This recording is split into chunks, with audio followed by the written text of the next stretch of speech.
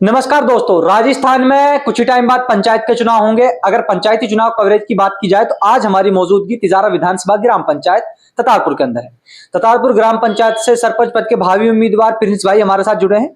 आज उनसे हम जानना चाहेंगे जैसे कि क्या सोचकर वो चुनावी मैदान में जा रहे हैं। अगर ग्राम पंचायत के जैसे कि विकास कार्य को लेकर भी हम उनसे बात करेंगे तो प्रिंस भाई के विचार आपके सामने रखेंगे। प्रिंस भाई, पहले तो हमारे चैनल में आपका बहुत बहुत स्वागत। जी भाई साहब, आपका स्वागत है। मेरे और मेरे ग्राम पंचायत की ओर से आसिफ भाई, आपका और आपकी टीम का स्वागत है। प्रिंस भाई देखिए, मैं आपसे जानना चाहूंगा क्या सोचकर आप चुनावी मैदान में जा रहे हैं, क्या सोच रहे हैं अगर सरपंच की बात की जाए तो? सरपंच की बात भाई साहब ऐसे है कि मैं आपको बताना चाहता हूँ कि मैं लगातार गत 8-10 वर्षों से शुद्ध रूप से राजनीति लगा लो, सेवा लगा लो, क्योंकि लोग राजनीति का नाम लेके सेवा नहीं करते, सेवा कहीं ना कहीं पीछे छोड़ देते हैं। लेकिन मैं लगातार 10 वर्षों से सेवा कर रहा हूँ, जैसा मेरे से बन पा रहा है। पिछले दौरान कांग्रेस सरकार थी, उसके बावजूद भी मैं लोगों के बीच रह के लोगों के काम करता था। अब भी लगातार काम कर रहा हूँ। सरकार आने से मुझे ये हुआ है कि मुझे कहीं ना कहीं थोड़ा दबाव मेरे ऊपर जो था वो खत्म हुआ है। सरकार नहीं थी तब दबाव रहता था कि लोगों के काम करा पाऊंगा या नहीं करा पाऊंगा, लेकिन अब काम मैं पूरे तरीके से कर पा रहा हूँ जब से सरकार आई है बीजेपी की। युवा मोर्चा का मैं जिला उपाध्यक्ष भी हूँ भाई साहब। मैंने पिछले 3 से 4 बार मेरे को गिरफ्तार भी किया गया सरकार के द्वारा, कांग्रेस सरकार थी उस दौरान। लेकिन अब मुझे लगता है कि सरकार है, अब एक मौका है कि गांव समाज, सरपंच की ग्राम पंचायत का नहीं, ग्राम पंचायत का नाम होता है समाज का, क्षेत्र का काम करने का एक मौका मिलता है। बिल्कुल, वो कहीं ना कहीं मैं युवा होने के नाते सक्रिय जनता के बीच रह के 24 घंटे काम करने की कोशिश करूंगा। देखिए प्रिंस भाई, अगर ग्राम पंचायत की मुख्य समस्याओं को लेकर बात की जाए तो सर आपकी ग्राम पंचायत की क्या मुख्य समस्या है? मैं मुख्य समस्या शिक्षा समझता हूँ। रोड, नाली, पानी, ये सब। पानी की आज हमारे यहाँ ऐसा कुछ है नहीं। पानी सबके घर में बोरिंग समर्सिबल जो होती है वो है, पानी की कोई समस्या नहीं है। बिजली की समस्या रहती है, बार बार एक ही मुद्दा रहता है, वो नहीं, बिजली की समस्या कहीं मैं पीछे रखता हूँ। तब तक हम पढ़ेंगे नहीं, समझेंगे नहीं, तब तक हमारे बच्चे, आने वाली पीढ़ी किस तरह से जागरूक होगी। मैं देखता हूँ बीबीपुर और छापर, कहीं ना कहीं दोनों गांव मुझे पढ़ाई में पीछे दिखाई देते हैं। मेरा सबसे पहला काम ये रहेगा कि पढ़ाई ये नहीं कि स्कूल ही जाए बच्चे, स्कूल के अलावा भी उनको एक युवा होने के नाते, उनका बड़ा भाई होने के नाते उनको एडवाइस देने का बड़ा काम होता है। क्योंकि बच्चे लगभग आर्ट कॉमर्स में अटक के रह जाते हैं, उनको कहीं ना कहीं समझाया नहीं जाता कि भविष्य में करना क्या है। क्योंकि हमारे जो बड़े हैं, जो भी चाचा था, उनको नहीं मालूम होता कराना क्या है। मैं उनका युवा साथी होने के नाते सरपंच बनूं ना बनूं वो जनता के हाथ में, जनता बनाएगी नहीं बनाएगी वो बाद की बात है। लेकिन मेरा काम आज भी ये रहता है कि बच्चों को मोटिवेट करना, उनको सही दिशा देना, किस तरीके से काम करना चाहिए, किस फील्ड में काम करना चाहिए। क्योंकि हर व्यक्ति की अपनी एक कैपेबिलिटी होती है, वो कैपेबिलिटी अलग नजरिए से देखने का काम मैं कहीं ना कहीं समाज में करता हूँ। प्रिंस भाई देखिए, आपने बात की शिक्षा को लेकर। अगर आपकी बात की जाए, 2 गांव आपके मेवात क्षेत्र से, बीबीपुर हो या छापर हो, दोनों गांव शिक्षा के मामले में काफी पिछड़े हुए हैं। शिक्षा को जो स्तर है बहुत ही डाउन है दोनों गांवों के अंदर। स्तर बिल्कुल डाउन है, लेकिन मुझे एक खुशी भी मिलती है कि अभी लास्ट दिनों एक युवा साथी सीए भी बना है बीबीपुर गांव से। एक हमारी बहन है, वो इंस्पेक्टर भी लगी है। तो कहीं ना कहीं थोड़ा सा प्रोत्साहन की जरूरत है, थोड़ा सा समझाने की जरूरत है। स्कूल का थोड़ा सा ध्यान रखा जाए, समय समय पे जाया जाए। मैं भी अब भी लगातार जब भी जाता हूँ स्कूल के स्टाफ से बातचीत करके आता हूँ कि पहले जैसा नहीं रहा, क्यों मेवात को बदनाम करने का काम किया जा रहा है। काम करना चाहिए। स्कूल में आप आ रहे हो ये कह के क्यों छोड़ देते हो कि मेवात का स्कूल नहीं, उसी गांव से सीए बना है, उसी गांव से इंस्पेक्टर एक हमारी बहन लगी है। तो हम कहीं ना कहीं हम चाहेंगे, पढ़ाई सबसे बड़ा मेरे भाई।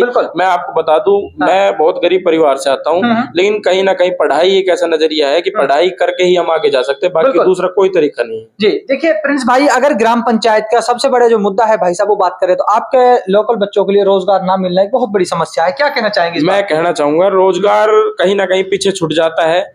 कोई भी सरपंच आता है, रोजगार पे ध्यान नहीं देता है। एक मिनट रोक, इस नाम पे उनको भगा दिया जाता है या कहीं ना कहीं जगह वो नहीं मिल पाती जिस तरह की क्वालिफिकेशन बच्चे के पास होती है। देखिए प्रिंस भाई, अपना जो क्षेत्र है भिवाड़ी इंडस्ट्रियल एरिया पूरे राजस्थान में सबसे ज्यादा रेवेन्यू देने वाला क्षेत्र है। अगर बात की जाए आप लोगों की जमीन, अगर यहाँ से जब कहते हैं लोग लोकल के लिए, तो हमारे आपके लिए कोई जगह नहीं है। सबसे बढ़िया कंपनी वाला कहते हैं लोकल फैक्ट्री में रहिए। किस तरह की भावना है, इसको किस तरह देखते हैं? नहीं, ये भावना बहुत गलत है जिसकी भी है, लेकिन कहीं ना कहीं यहाँ के नेता नगरी लगा लो। मैं तो एक छोटा सा कार्य करता हूँ, हूँ, नेता नगरी को भी मैं दोषी ठहराता हूँ कि कहीं ना कहीं बड़े स्तर पे एक आंदोलन किया जाना चाहिए कि कहीं ना कहीं युवाओं की आवाज बढ़ना चाहिए, लेकिन नहीं बढ़ पाते हैं। लेकिन हम अब आए हैं, कुछ नया करेंगे मेरे भाई। मैं आपको बता दूं, कुछ जरूर नया करेंगे। सरपंच बनना या नहीं बनना वो तो जनता के हाथ में है, लेकिन मैं आपको एक आज वादा कर रहा हूँ कि कुछ नया होगा, युवाओं के हित में होगा, बहुत अच्छा होगा। प्रिंस भाई, मेरा आपसे सबसे बड़ा सवाल रहेगा, जो आप ये मुद्दे सामने रख रहे हो, रोजगार को ले ले, शिक्षा को ले ले, रोड को ले ले, ये सवाल सिर्फ सरपंच बनने तक सीमित है, तो सरपंच बनने के बाद ये सवाल के छुप जाते हैं? नहीं, ये जनता की क्या कहेंगे? ऐसा तो नहीं होगा। मैं मेरे भाई, मैं क्लियर कर देना चाहता हूँ आपको, मैं किसी इतने बड़े परिवार से, बड़े बैकग्राउंड से नहीं आ रहा कि मैं गायब हो जाऊंगा, मैं कहीं गायब नहीं होऊंगा। जनता ने, आपने सर्वे किया, आप मेरे पास आए कि भाई आपकी आवाज आ रही है, ना कि मैंने ये कहा कि भाई मेरे बाइट लो, ऐसा करो, ऐसा कुछ नहीं है। सर्वे करी आपने, उस सर्वे को जो है मैं उसको बरकरार रखना चाहूंगा। मैं सच में सेवा करने आया हूँ, सेवा ही करूंगा। मेरा मुद्दा बार बार यही है, मैं सरपंच बनना या नहीं बनना मेरे जरूरी नहीं है। मैं काम कर रहा हूँ, काम करके ही आगे बढ़ना चाहता हूँ, गायब नहीं होना चाहता। और गायब होने से कुछ क्या होगा, गायब हो गए बहुत लोग हो जाते हैं, मैं देखता भी हूँ नजदीक से। गायब नहीं होऊंगा, जनता के बीच रहूंगा हमेशा। देखिए, अगर बात की जाए आपके क्षेत्र में बच्चों के लिए गर्ल स्कूल एक भी नहीं, जो सबसे बड़ा मुद्दा है। अगर बात की जाए सरपंच साहब, अगर आपको सरपंच बनाती है जनता, प्रिंस भाई, क्या बच्चों के लिए क्या विचार रहेंगे आप फ्यूचर में? मैं बता दूं, हमारी पंचायत के बीबीपुर, छापर और ततारपुर सेंटर पॉइंट होता है बीबीपुर। बिल्कुल। बीबीपुर में कहीं ना कहीं मेरा मानना है बच्चियां रोड पे आती है, ततारपुर आती है। ततारपुर की बच्चियां यहाँ पढ़ लेगी, बहुत अच्छी बात है, लेकिन बीबीपुर और छापुर का पॉइंट होता है बीबीपुर। तो बीबीपुर में हम कहीं ना कहीं अगर बच्चों के लिए स्कूल बनवाते हैं तो उस साइड से जो भी बच्चे आएंगे उनके लिए बहुत इजी रहेगा। तो हम बीबीपुर कहीं ना कहीं चाहेंगे, मालिक ने मौका दिया, रहा साथ।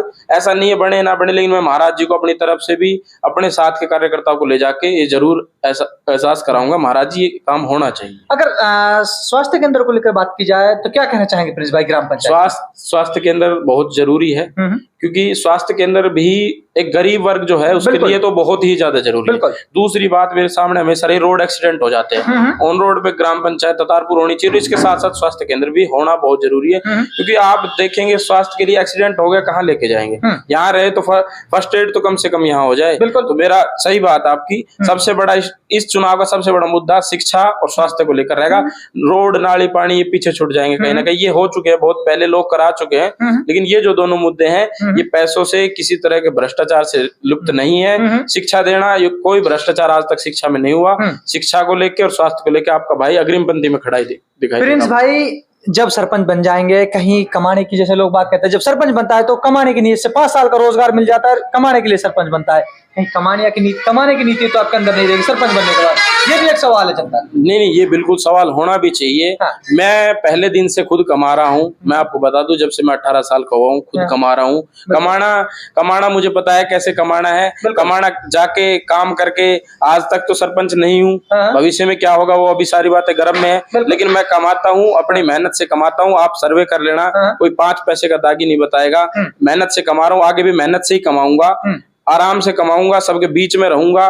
कभी ये नहीं रहेगा किसी भी तरह का कि द्वेष भावना से किसी को देखा नहीं जाएगा। मैं आपको बार बार कह रहा हूं, मैं युवा साथियों को अग्रिम पंक्ति में रख के, क्योंकि ये आने वाली पीढ़ी है। हमारे देश की व्यवस्था आज ये है कि युवाओं को ही आगे हर क्षेत्र में बढ़ाया जा रहा है, तो मैं बढ़ाने की कोशिश करूंगा। सरपंच बन के पैसा नहीं कमाना है, ये तो मैं कभी सोचा ही नहीं है भाई साहब, मैं आपको बता देना चाहता हूँ। जी प्रिंस भाई, यदि जनता पर भरोसा जता लेती है और जो भी ग्राम पंचायत की मुख्य समस्या है, सर किस तरह सोल्व करने का काम करेंगे? सोल्व करने का काम ये होगा कि आज हम युवा हैं, डिजिटल भारत है आज, आप भी देख रहे हैं, तो डिजिटल से जोड़ने का मैं आपको बता दूं, एक टीम रहेगी कहीं ना कहीं। मैं कोशिश करूंगा, वो अब भी कर रहा हूँ, डिजिटल की एक टीम बनाई जाएगी जिसके लिए सभी बच्चों को प्रॉपर हमारे पास एक डाटा मेंटेन रहेगा कि ये बच्चा क्या कर सकता है। बच्चों के बीच जाके बातें होंगी। देखो, बुजुर्ग को पेंशन चाहिए, पेंशन का काम मैं आज भी करा रहा हूँ, वो हो जाएगा। पेंशन का कोई मेन है बच्चा हमसे बात नहीं कर पाता। अब भी मैं युवाओं से पूछता हूँ, हर युवा से मिलता हूँ। यही नहीं मैं ततारपुर गांव में, मैं मेरी पंचायत नहीं, मेरे जहां भी मैं जाता हूँ वहां बच्चों से ज्यादा बात करता हूँ। बिल्कुल, मेरे जो भी आसपास पड़ोस में जहां भी मिलते हैं, मैं बच्चों को मोटिवेट, क्योंकि बच्चा क्या शर्माता है। बुजुर्ग तो आपको आके कहेगा पेंशन बंधवा दो नेताजी, लेकिन बच्चा बच्चा नहीं कह पाता कहीं ना कहीं कि क्या करना चाहिए। बिल्कुल। 11th-12th का बच्चा शर्माता है कि बड़े भाई है, नेताजी है, सुनेंगे नहीं सुनेंगे। मैं उनके पास जाता हूँ, उनकी बात सुनता हूँ, उनके भाव देखता हूँ। भाव इसलिए देखता हूँ कि मेरे भाई आसिफ, मैं आपको बता दूं, मैंने नौकरियां की है, लगातार मेहनत करी है, मैंने 18-18 घंटे काम किया है। बिल्कुल, बिल्कुल। मैं समझता हूँ कि एक काम किस क्षेत्र में करना चाहिए। बिल्कुल। गाइडलाइन नहीं मिलने की वजह से बच्चा गलत जगह में चला जाता है, गलत दिशा में चला जाता है, और वो बाद में भविष्य बर्बाद हो जाता है। भविष्य बर्बाद हो जाता है और नाकामयाबी का उस पे धब्बा लग जाता है, दाग लग जाता है। नाकामयाब है ये, नहीं, उसको सही दिशा दो, वो कामयाब हो जाएगा। जी प्रिंस भाई, देखिए जब सरपंच बनता है तो कहीं ना कहीं उसको जब जनता चुनती है तो पूरी ग्राम पंचायत की आवाज उठाने के लिए प्रतिनिधि चुना जाता है, लेकिन जो सरपंच होता है कहीं ना कहीं वो अपनी प्रतिनिधित्व को भूल जाता है सरपंच बनने के बाद। मैंने काफी ग्राम पंचायत के अंदर देखा। मैं आपको पीछे भी बता चुका हूँ। हाँ। मैं आवाज उठाने के लिए ही कांग्रेस सरकार द्वारा गिरफ्तार किया गया हाँ। था, क्योंकि रीट में जो हुआ था उसमें हाँ। मैंने गिरफ्तारी दी है। मैं आपको पेपर कटिंग भी दिखा सकता हूँ। वो गिरफ्तारी मैंने इसलिए नहीं दी, गिरफ्तार होने का मुझे कोई शौक थोड़ी ना था। हाँ। लेकिन मैं आवाज उठाने की, युवाओं के हित की हमेशा आवाज उठाता रहूंगा। बुजुर्गों का काम है, बुजुर्गों के भी करूंगा। सबसे मेन प्रायोरिटी घर का परिवार बढ़ेगा तभी, जब युवा कहीं नौकरी लगेगा, रोजगार मिलेगा तभी बढ़ पाए। बिल्कुल। प्रिंस भाई, हमारे चैनल के माध्यम से ग्राम पंचायत ततारपुर की जनता को क्या संदेश देना चाहेंगे, किस तरह पर भरोसा जताया जा रहा है, इस बार आपको मौका मिलता है तो क्या कहना चाहेंगे? देखो जी, जनता का और मैं ग्राम पंचायत का विशेष रूप से आभार करता हूं कि वो इस काबिल आज भी समझते हैं। आपने सर्वे करी, मुझे बहुत अच्छा लगा, आपने सर्वे करी है। हाँ। लेकिन वो अगर मौका देंगे, मैं कहीं दृढ़ निश्चय नहीं बना चुका हूं। मैं आपको बता दूं कि मुझे सरपंच